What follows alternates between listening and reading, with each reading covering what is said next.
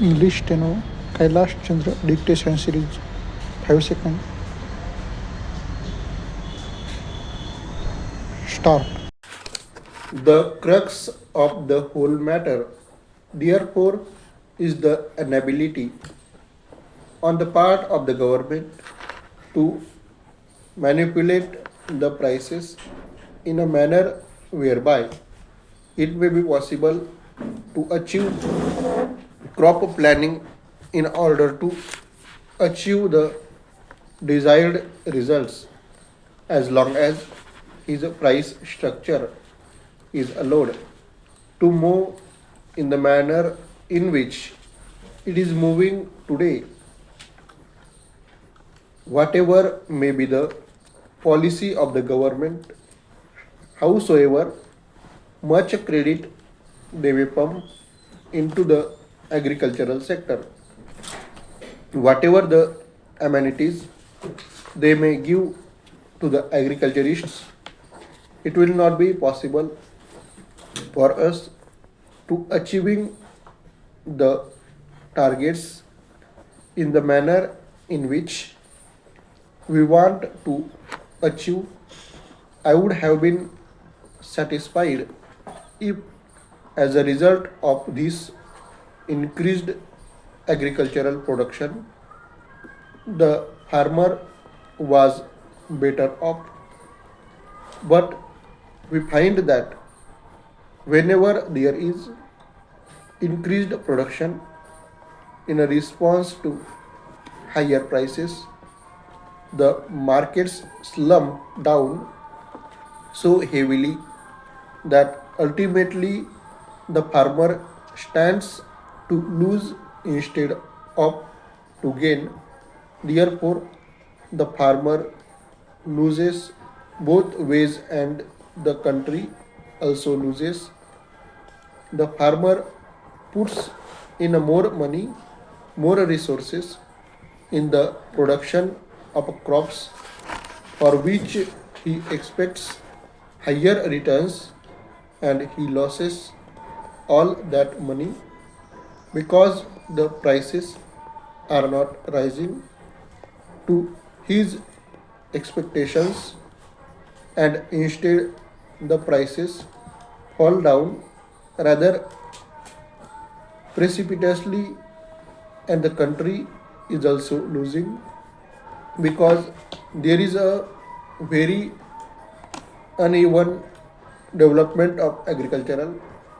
Therefore, the crux of the whole problem is not just to hold the price line or just to see that back marketing is avoidable. That is only one part of the job. A very important part of the price policy, and that has got to be kept in mind. I am not against it. In fact, I am all for it, and I blame the government for not being able to do it so far.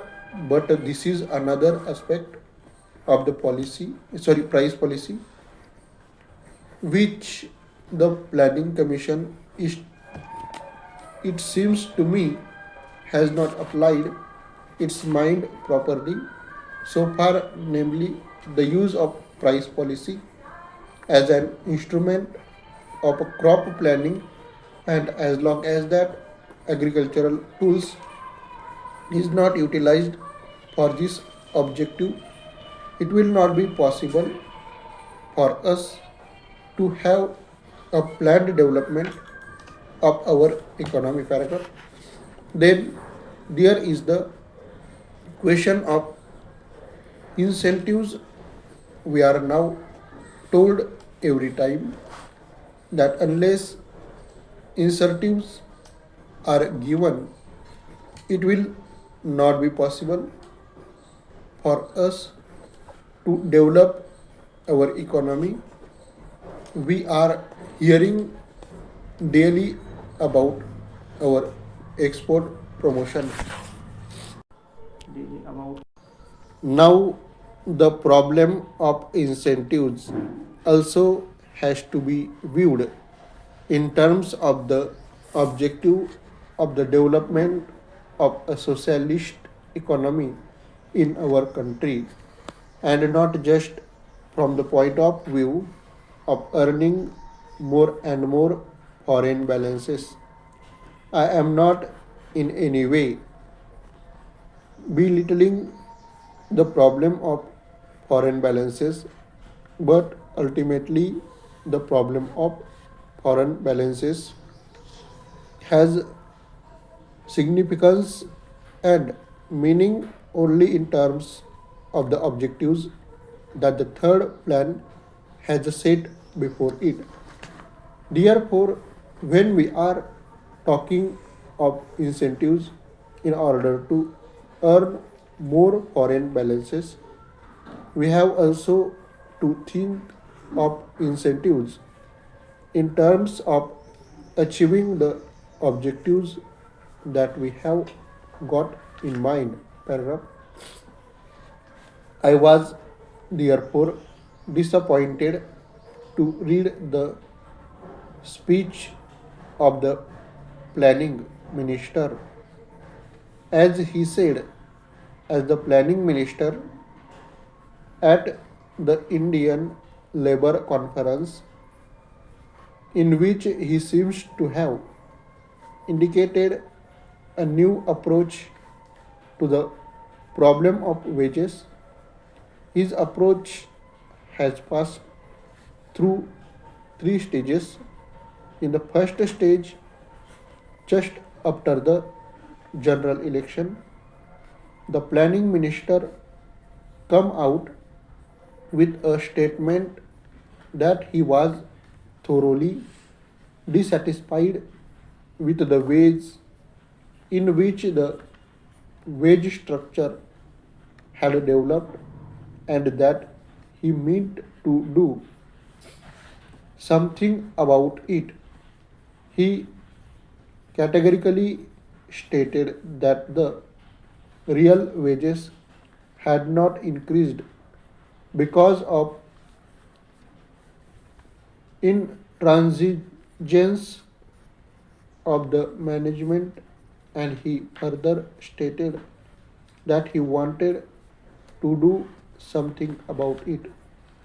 Then there come about a discussion as to what could be done, and all the industrialists themselves and the financial newspapers in this country come out with the theory that wages could be increased only if productivity is increased, and therefore wages should be linked with productivity.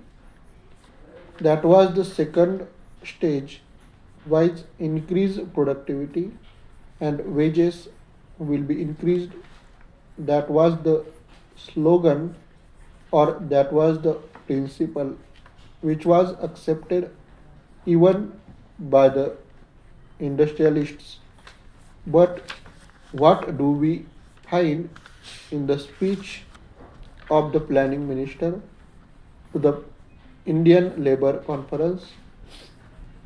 There he says that even if productivity increases, the first charge will be in respect of projects which are meant for further employment or creation of more employment opportunities. That means even of productivity increases, it is not that the workers will immediately benefit in terms of higher wages, so that it may be possible for them to improve their standard of living a little bit. Even if productivity rises, the fruits of productivity will go to schemes for creating further employment opportunities in the country, how long are the workers to wait, and what exactly will be the stage at which it can be stated that enough employment opportunities have been created and therefore the stage has come for increased wages.